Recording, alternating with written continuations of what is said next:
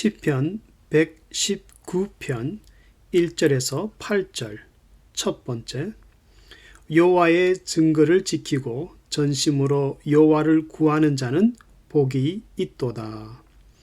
시편 119편은 모두 176절로 되어 있는데 히브리 자음 22개의 알파벳으로 나누어져 있습니다. 그래서 8절씩 정교하게 배열이 되어 있습니다. 그래서 8절씩마다 같은 알파벳으로 시작을 합니다. 본문은 8절 모두가 알레프라는 첫 번째 히브리 자음으로 시작을 합니다. 한글로 말하면 모두가 기역자로 시작을 한다는 것입니다. 또한 시편 119편에서 율법, 다른 말로 말하면 판단, 율례, 법도, 계명, 약속, 증거라는 말들이 같은 뜻으로 많이 사용되었는데, 그러나 시편의 성도가 율법에 대한 뜨거운 열정을 갖고 있다고 해서 율법주의자가 아닌 것은 구구절절히 하나님의 은혜로 그 율법이 지켜진다고 강조하고 있기 때문입니다. 본 시편의 주제는 성도들의 복의 근원은 하나님의 법을 사랑하고 지켜서 행하는 것이라고 말씀합니다. 그래서 하나님의 말씀을 지킬 때 다음과 같은 복을 갖게 된다고 말씀합니다. 첫째로 1절에서 말씀을 지키는 자는 행위가 온전하여 완전하여진다고 말씀합니다. 여기서 행위가 완전하다는 것은 허물이 없는 완전한 자를 말하는 것이 아니라 세상에서 비난을 받을 죄에 오염되지 않은 것을 말씀합니다. 여기서 죄의 오염이라는 것은 비록 죄악된 세상 가운데 있으나 자신의 삶이 죄로 물들지 않는 것을 말합니다. 마치 금묵자흑이라는 말이 있듯이 먹을 가까이 하다 보면 어느새 자신도 모르게 금은 먹물이 옷에 묻고 손에 묻어서 곪게 된다는 말이지 않습니까? 하지만 참된 성도의 삶은 세상에서 죄에 오염되는 것이 아니라 오히려 죄에 대한 회개를 남들에게 일으킨다는 것입니다. 창세기 6장 9절을 보면은 노아는 당대의 의인이었다고 말씀합니다. 어떻게 그럴 수 있었을까요? 모두가 타락하였는데 무슨 방법으로 노아는 같이 타락하지 않았을까? 그 이유는 하나님과 동행하는 삶을 살았기 때문이라고 말씀합니다. 그래서 오히려 망해가는 그들을 향하여 하나님께 돌아오라고 외칠 수가 있었습니다. 오늘날도 많은 훌륭한 신앙인들을 만날 수 있는데 그들의 공통점은 하나님의 말씀을 의지하며 산다는 것입니다.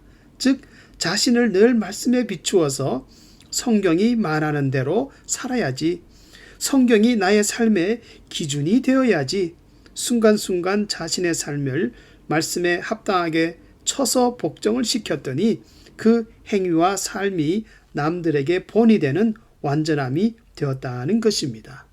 이와 같은 뜻으로 6절에서도 하나님의 말씀을 삶의 법칙으로 삼을 때에 세상을 사는 동안 부끄럽지 아니하리이다, 또는 부끄러운 심판을 당하지 않는다고 말씀합니다.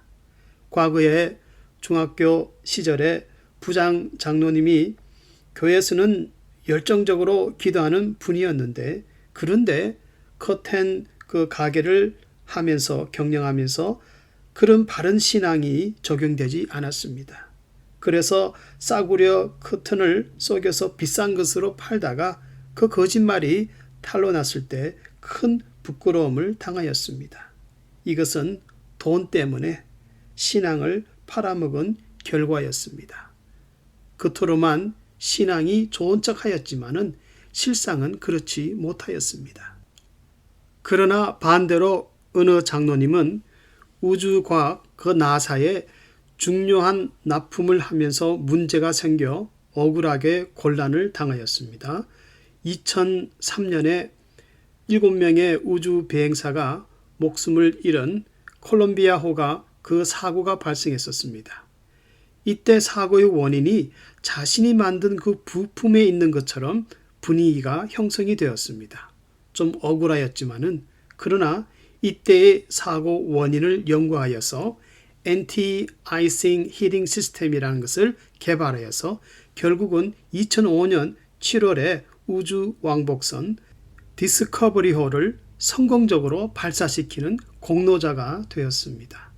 좀 더 설명을 한다면은 자신의 잘못은 아니었지만은 그러나 예수님이 제자들의 발을 씻기는 말씀을 묵상하다가 그때 기도 중에 담대함을 얻어서 모든 사람 앞에서 자신이 잘못한 것이라고 인정하고 말씀에 의지하여 겸손하였더니 오히려 누명을 벗고 더욱 인정을 받아서 자신의 사업이 변함없이 신용을 얻게 되었다고 간증을 하였습니다.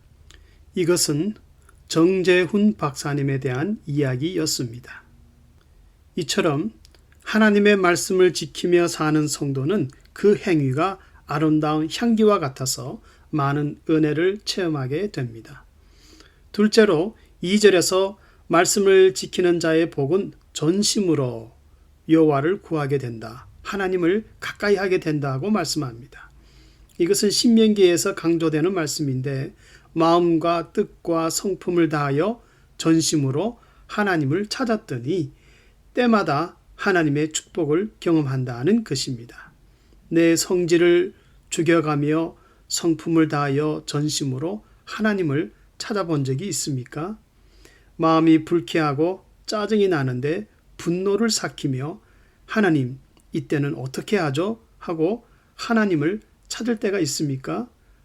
성도는 세상 방식으로 체질화되는 것이 아니라 신앙의 방식으로, 신앙의 삶으로 체질화되어야 합니다. 그래야 이것이 하나님과 나 자신, 그리고 나와 다른 성도들이 함께 영적인 연합을 이루는 데 중심이 됩니다. 그래서 3절에서는 말씀을 지키며 살았더니 그것이 나의 체질이 되어서 주의 도를 행하는 도다. 다시 말하면 계속 그 길을 걸어감으로 습관화되었다는 것입니다. 마침내 my lifestyle, 내 삶의 방식이 되었다고 말씀합니다. 이것은 기분에 따라, 장소에 따라 나의 신앙이 변하는 것이 아니라 교회에서나 집에서나 일터에서나 어디서 무엇을 하든지 체질화된 나의 신앙이 실제적인 삶으로 나타난다는 것입니다. 그래서 이제까지는 성경에 관해서 이야기하고 남의 간증이나 이야기를 했지만은 그러나 이제는 나의 삶에 적용된 하나님 말씀, 그 체험된 자신의 그 간증을 말하면서 사는 성도가 되었다는 것입니다. 성도님들은 생활 속에서 하나님의 말씀을 사랑하십니까? 여호와의 증거를 지키고 전심으로 여호와를 구하는 자는 복이 있도다. 내가 하나님의 말씀을 진실히 붙잡을 때 하나님의 말씀은 나를 붙잡으십니다. 그래서 주의 복을 세어가며 살게 하십니다. 이러한 주의 은혜가 충만할 수 있기를 주의 이름으로 축원합니다.